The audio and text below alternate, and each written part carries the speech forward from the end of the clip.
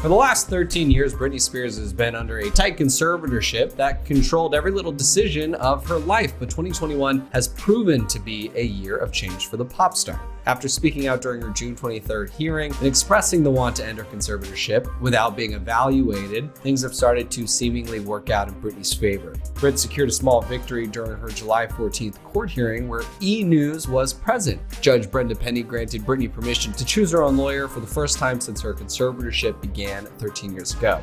As the world continues to keep an eye on Britney and on her fight, hoping she'll finally be in control of her life once again, many are wondering what exactly is a conservatorship and how did Britney get into this situation? And to answer why Britney is under a conservatorship is to understand what it actually is in the first place. A conservatorship, also known as a guardianship, is a legal setup for people who are deemed unable to take care of themselves or manage their own finances. They're often used for people who have a severe cognitive impairment. Those people tend to either be older with a disease like severe dementia or have significant developmental disabilities that prevent them the ability to make important decisions or take care of themselves at any point in time. And Britney, as we all know, is not the typical aforementioned person to be placed under a conservatorship. She's been a successful pop star since she stepped onto the scene at the young age of 11, and that success continued on even when she entered her conservatorship in 2008. Within the last 13 years, Britney released a ton of albums. She was a judge on The X Factor and also had a very lucrative Vegas residency. But it can be argued that Brit's strong and continuously growing fan base would have been there with or without a guardianship overlooking her career. So why did Britney get placed under one? Well, some fans believe that Britney's knee injury happened during the filming of her outrageous music video in 2004, and it was the beginning of a chaotic timeline for the singer. It was then that Britney underwent arthroscopic surgery, which put her in a thigh brace for 6 weeks and weeks of rehabilitation, causing the Onyx Hotel tour to be canceled. During that time, Britney also got engaged to K-Fed and went on to take some time off to start a family, just a few years before her personal struggles played out in public.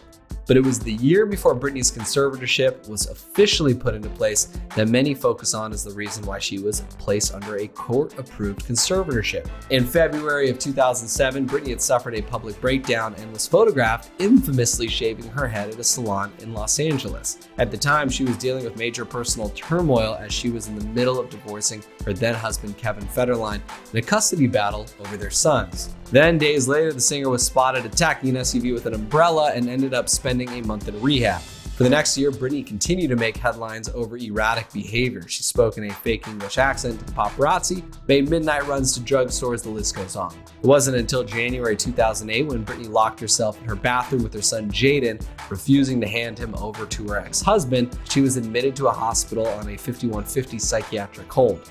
While Britney was hospitalized, her parents Jamie and Lynn initiated proceedings to place her under a temporary conservatorship. Roughly a month later, Jamie and a lawyer named Andrew Wallet, who was appointed by the court, were named Britney's conservators over her and her affairs. But by October of 2008, Britney's conservatorship is extended indefinitely, and she continued on with her life and career under the guardianship. Britney has released a number of albums during this time. She dropped Circus in 2008, Femme Fatale in 2011, Britney Jean in 2013, and Glory in 2016.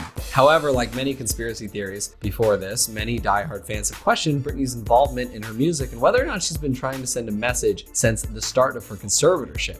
When Brit's 7th studio album, Femme Fatale, was released, the Britney Army raised the red flag that Britney had no writing credit on the album whatsoever. Throughout her extensive discography, Britney has had at least one writing credit on all of her albums, with the exception of her debut LP, Baby One More Time. But even then, she received a writing credit on an international bonus track. So for her to receive none on Femme Fatale was a little suspicious to her loyal fan base. However, it should be noted that the Princess of Pop's 2013 follow-up album, Britney Jean, showed her credited as a writer on every track on that LP. Problem solved? Not quite. After fans did some digging, they have theorized that Brit's team tapped Maya Marie, who had previously done backup vocals for Brit, to record most of Britney Jean. Maya denied those claims. In an email to Radar Online, she said at the time, "While I am so grateful for the opportunity to provide background vocals for Britney Spears on a small number of her most recent works, I most certainly cannot take credit for her tremendous talent as a singer." As for the secret messages, fans have speculated that Britney has sent out little messages in the form of concert props as cages has been a recurring theme throughout the years. But aside from the theories, Britney continued to live her life and work under the conservatorship until 2019, when she announced an indefinite work hiatus after her father almost died in a hospital. Brit wrote to her fans and explained that it's important to always put your family first. She continued on by writing, quote, "I had to make the difficult decision to put my full focus and energy on my family at this time. I hope y'all can understand." From then on, things started to seemingly unravel that same year. Andrew Wallet voluntarily resigned as Britney's co-conservator, making Jamie the sole person to oversee her finances. But then, due to his health, Jamie resigned as conservator of Britney's personal life and health and was replaced by personal conservator Jody Montgomery. However, Jamie remained a co-conservator of her finances. And within the same year, the Free Britney movement basically took off after a podcast shared alleged details about Britney's conservatorship and tidbits about her dad controlling her. But before we get into all of that, what exactly is the Free Britney movement, you ask? Well, in a nutshell, the Free Britney movement is an organization formed by fans, mostly online, who believe that Britney is a victim of conservatorship abuse and is being forced to comply and do such things as go into treatment for mental health reasons against her will. Like we mentioned earlier, the hashtag Free Britney didn't officially kick off until April of 2019, when a podcast hosted by Tess Barker and Barbara Gray titled Britney's Gram dropped a special emergency episode on SoundCloud, where they received a bombshell of an allegation in the form of a voicemail from a credible source regarding the true nature of Britney's voluntary treatment earlier that year. The supposed source claimed to be a paralegal who formerly worked with an attorney connected to the conservatorship. In the revealing voicemail, they alleged that Britney is essentially being controlled by Jamie. What is happening is disturbing, to say the least. Basically, Britney was in rehearsals for domination. It came to Jamie's attention, Jamie Spears, that Britney was not taking her medication as prescribed. She was missing a lot of doses and just full on not taking them. The podcast source continued on to allege that Jamie took Britney to the doctor for new meds and went as far as to threaten the pop star with canceling her upcoming show if she didn't take her medication. They got her to the doctor. The doctor said, okay, if you don't want these medications, let's get you on a new one. Well, she refused to take the new one. So Jamie said, either you take this medication or the show's off, and I'm pulling my support and you can't do it. Britney did not follow Jamie's instructions, and so he was true to his word. He pulled the show.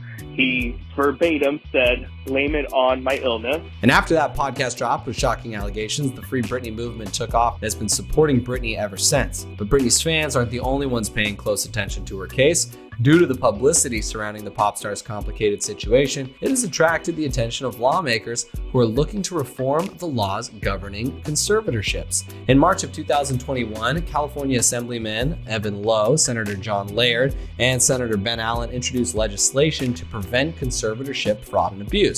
The bill, AB 1194, would create requirements for conservators and help strengthen the laws to revoke the conservator's rights if they aren't acting in the best interest of the conservatee. Other politicians outside of the state of California have also taken interest in the topic. After last month's hearing, Senator Elizabeth Warren said in an interview with Politico that even though the federal government's power to change the conservatorship law is limited, it isn't non-existent. Senator Warren explained, quote, "It turns out that the federal government collects a lot of data about conservatorships, where they're used, when they're used, how long they're used, but they keep all that data a secret. This is an area where sunshine might help."